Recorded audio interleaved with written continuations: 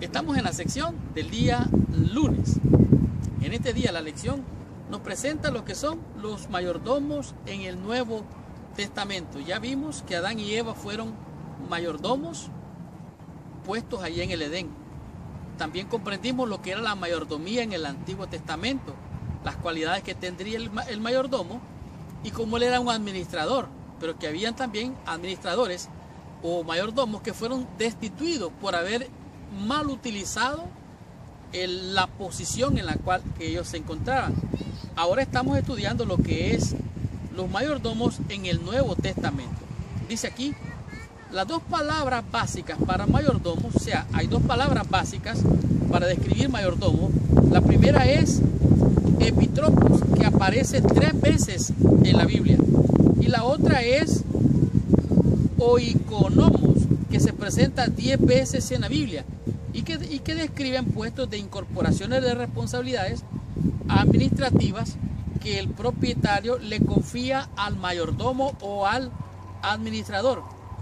Tanto en el Nuevo Testamento como en el Antiguo Testamento nos encontramos que estas palabras definen lo que ellos hacen específicamente y en términos de rendición de cuentas. En otras palabras, estos mayordomos tienen que entregar cuenta de su mayordomía en algún momento de su vida como mayordomos. Aquí mismo nos está diciendo que en el Antiguo Testamento se enfoca más en el dominio de Dios que en definirnos directamente como sus mayordomos. En otras palabras, en el Antiguo se espacía en lo que es la mayordomía acerca de las cosas de Dios. Pero en el Nuevo Testamento es más profundo. De hecho, aquí nos dice que Cristo profundiza este tema. Dice el dominio de Dios definido. El concepto de mayordomo es muy similar para ambos testamentos. El Nuevo Testamento expande el concepto más allá de la administración doméstica. En otras palabras, somos mayordomos no solamente de la creación, somos mayordomos también de nuestro cuerpo, lo que nosotros conocemos como el templo. Nuestro cuerpo es templo del Espíritu Santo, por lo tanto hemos de cuidarlo, hemos de administrarlo. Pero también tenemos los bienes materiales, también tenemos los bienes espirituales, de lo cual creo más adelante vamos a abordar en la lección. Dice, la lección va más allá de un mayordomo que escapa de sus desastres administrativos. También se aplica a quienes escapan del desastre espiritual mediante una sabia manifestación de su fe. Un mayordomo sabio se prepara para después del regreso de Jesús, más allá de aquí y de él ahora. ¿Qué significa esto? Bueno, en este día de la lección nos manda Lucas capítulo 16. Y en Lucas capítulo 16 nos dice claramente lo que significa ser un administrador, ser un mayordomo, ser realmente un siervo de Dios. Pero un siervo de Dios que va más allá de lo que es el concepto de ser un mayordomo. Dijimos que es Lucas capítulo 16 del versículo del 1 al 15. Ahora, esta es la parábola del mayordomo infiel. Este mayordomo infiel, dice la Biblia, que empieza a pensar en su corazón. Oiga bien, no lo manifiesta verbalmente con su boca, pero sí lo piensa en su corazón. Y él empieza a pensar, mi señor tarda en venir. Y entonces este hombre, en vez de seguir siendo un mayordomo fiel, lo que hace es empieza a golpear, dice, a los criados. Oiga bien, no son sus criados, sin embargo él lo golpea. Y además de golpear a sus criados, también se pone a beber y a comer y a emborracharse. Este es el mayordomo infiel. Por eso aquí en el Nuevo Testamento nos manda a ser mayordomos fieles. Por el otro lado, el mayordomo fiel, este realmente es fiel, es prudente, en tiempo, fuera de tiempo y en todo tiempo. Esta es la parte bien bonita que me encanta aquí. Nos encontramos con versículos como Primera de Corintios capítulo 4, versículos 1 y 2, nos dice claramente de qué se trata este asunto. Primera de Corintios capítulo 4, versículos 1 y 2 nos dice así: así pues, tengamos los hombres por servidores de Cristo, oiga bien, y administradores de los misterios de Dios. En otras palabras, somos administradores y mayordomos de los ministerios de Dios, Ahora bien, se requiere que los administradores, que cada uno sea hallado fiel. ¿Cómo debe de ser hallado entonces los administradores o los mayordomos? Fiel. Y esto es lo que nos está diciendo aquí, Primera de Corintios. En Tito capítulo 1, versículo 7, nos encontramos la otra parte de lo que tiene que ver con lo que es el mayordomo. Tito capítulo 1, versículo 7, dice así: porque es necesario que el obispo sea irreprensible como administrador de Dios. Oiga bien, ¿cómo debe ser?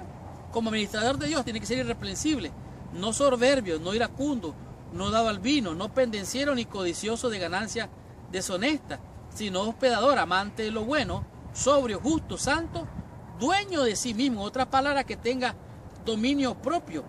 En Primera de Pedro, en capítulo 10, Primera de Pedro, capítulo 4, nos expande esta idea más allá.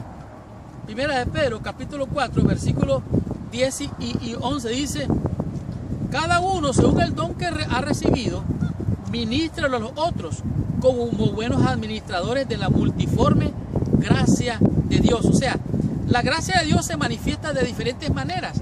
Dios ha elegido a unos pastores, maestros, evangelistas, los que hacen milagros, los que hablan diferentes lenguas. Esos mayordomos, esos administradores, tienen que ser hallados fieles y administrar la multiforme gracia de Dios.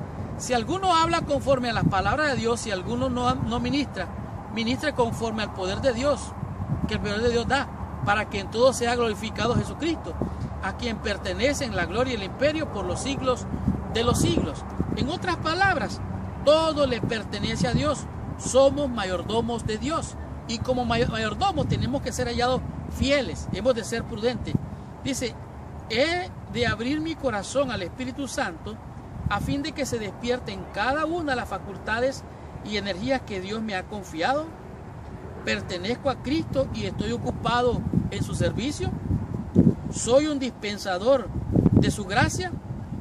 Aquí podemos ver claramente, en estas preguntas nos confronta y nos dice de manera metafórica lo que dice Lucas capítulo 12. En realidad somos mayordomos. ¿Estaremos siendo fieles mayordomos? Dice el mayordomo sabio está listo para el regreso del Hijo del Hombre. Y describe al mayordomo infiel como alguien que ha dejado de ocuparse porque el amo demoró su regreso. El mayordomo infiel se ha convertido en un tirano y se ha vuelto abusivo con los que le rodean. Ya no es un modelo de buenas obras. ¿Es un administrador de la gracia realmente o está haciendo mal uso de sus facultades? Dice aquí: cuando aceptamos a Cristo somos mayordomos y llamados a administrar los recursos de Dios. Más aún, debemos administrar las realidades espirituales en preparación para el cielo. En otras palabras, somos responsables de lo que aprendemos, de lo que no hemos aprendido y de lo que podríamos aprender, de los misterios de la gracia de Dios. Hemos de administrar profunda y cuidadosamente lo que la palabra del Señor nos enseña. Por ejemplo, en Lucas capítulo 12, versículo 45 dice: mi Señor tarda en venir. Nosotros como adventistas del séptimo día podríamos caer en la tentación de pensar: el Señor tarda en venir, y descuidar la obra del Señor y descuidar a las ovejas del Señor y descarriarnos.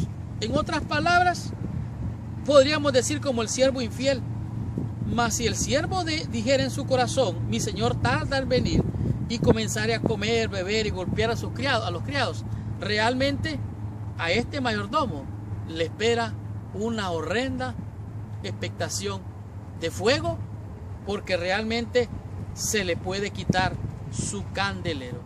Estudiemos la lección con el día martes y comprendamos qué nos dice en esta lección con el tema que es mayordomos de los misterios de Dios. ¿Qué significa esto?